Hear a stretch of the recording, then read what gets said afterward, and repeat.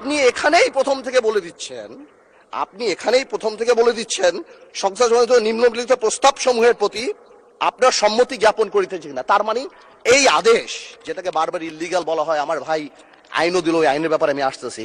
তো এই আদেশে এতগুলি আদেশ, এর মধ্যে থেকে মাত্র মাননীয় স্পিকার 4টা নিয়ে আপনি গণভোট করলেন, মানে বাকি আদেশের তো দাম নাই, এটা আপনি বলে দিলেন। You only need consent. মাত্র এই 4টে আপনি জনগণের রায় ছিলেন, আর আপনার যে বাকি প্রভিশন গুলি আছে সেগুলি রায় কোথায়? সেগুলি আপনি চান নাই। তার মানে you yourself undermine the provision of the আদেশ অফ দ্য অর্ডার। তাহলে আপনি সবই আনতেন। আপনি লাস্টে, এই গণভোটের লাস্টে আপনি লিখে দিতেন যে আমরা জুলাই সনদ যেভাবে এমবেডেড করব, যেভাবে আমরা অন্তর্ভুক্ত করব। Excuse me, you can do this brother. Okay, thank you মাননীয় সংসদ সদস্য, থ্যাংক ইউ। আপনি, thank you for disturbing brother. You successfully destroyed my flow.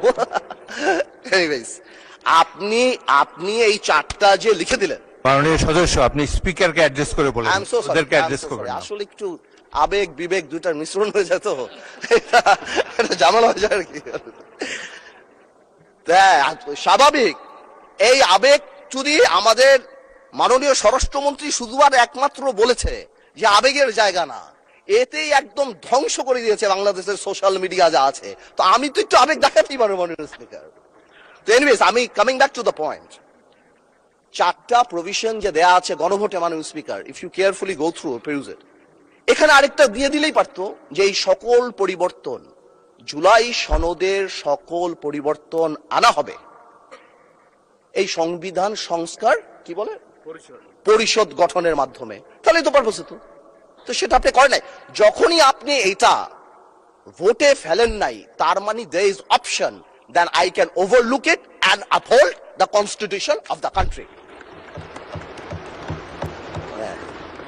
এই রেভলিউশনকে আমরা শ্রদ্ধা করি। 17 বছর আমরা কষ্ট করেছি। এখানে আমার ভাইয়েরা অনেক বেশি কষ্ট করেছে। আমরা জেলে গিয়েছি, আন্দোলনে ছিলাম, 20 দলে ছিলাম, 4 দলে ছিলাম, অনেক আগে থেকে। আমরা চাই না, কিন্তু এই যে একটা প্রক্রিয়া, সংবিধানকে ছুঁড়ে ফেলে দাও, সংবিধানকে ছুঁড়ে ফেলে দাও। সংবিধানকে ছুঁড়ে ফেলবো কেন? সংবিধানকে মনে করায় দেয় যেটা 71-এর পরাজয়ের দলিল। আমি সংবিধান কেন ছুঁড়ে ফেলে দেব? এই সংবিধান দিলে গাত্রদাহ কেন হবে?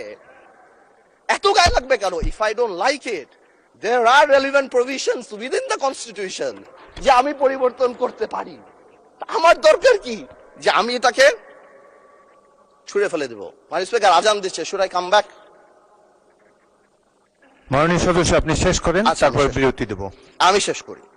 তো আমি সেটাই বলছি, আমি আরো অনেক টেকনিক্যালিটিতে যেতে পারতাম, আইনে যেতে পারতাম। আই এম শিওর আমাদের সম্মানিত সদস্য আইনমন্ত্রী সাহেব আছেন, উনি কথা বলবেন।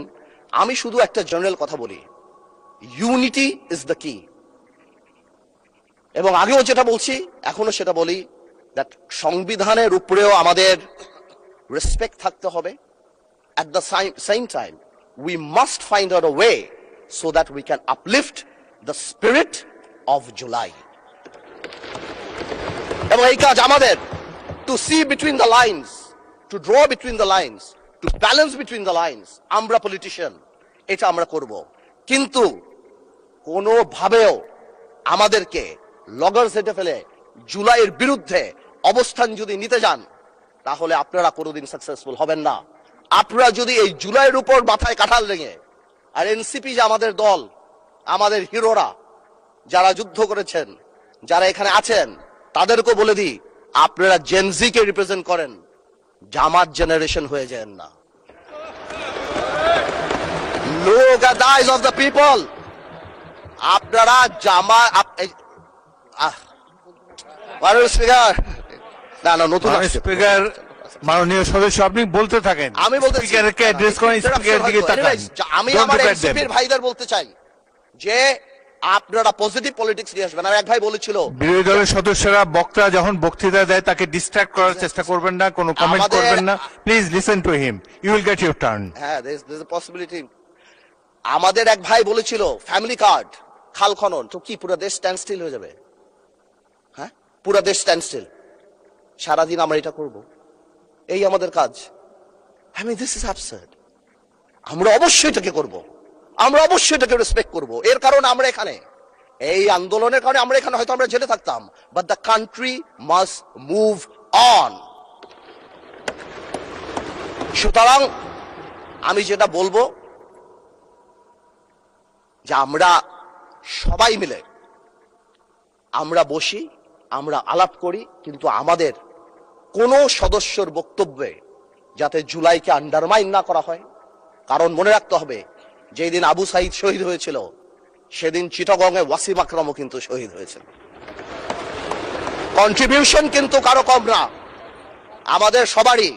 কেউ হয়তো 2 গুলিতে মারা গিয়েছে, কেউ 1 গুলিতে মারা গিয়েছে, কিন্তু মারা গিয়েছে কিন্তু অনেকেই। আমি তাই বলছি বারবার, আমরা ন্যাশনাল ইউনিটি ডাকি, আমরা কথা বলি, কিন্তু আপনারা দয়া করে আমাদেরকে অ্যাটাকিং এ যাবেন না। আমাদের জেস্টার প্রথম থেকে দেখেন, মাননীয় প্রধানমন্ত্রী নির্বাচনের পর থেকে জেস্টার দেখেন। আপনাদের বাড়ি গিয়েছে, বড় বড় নেতাদের বাড়ি গিয়েছে, এই জেস্টারকে পজিটিভ হতে নেন। আর আপনারা তো ম্যানুভার করতে পারেন, প্রবলেম কি? আপনারা সারা জীবন ভারতের বিরুদ্ধে রাজনীতি করে ভারতের সাথে গোপনে মিটিং করছেন, ওটাও তো ম্যানুভার। আপনারা তো ম্যানুভার, এমন তো না আপনারা, no this is a good quality brother, don't be upset. আপনারা তো মিটিং করছেন, this is a good quality. আর আপনারা সারা জীবন ইসলামের নামে রাজনীতি করে লাস্টে এসে বলছেন আমরা শরিয়া আইন চাই না।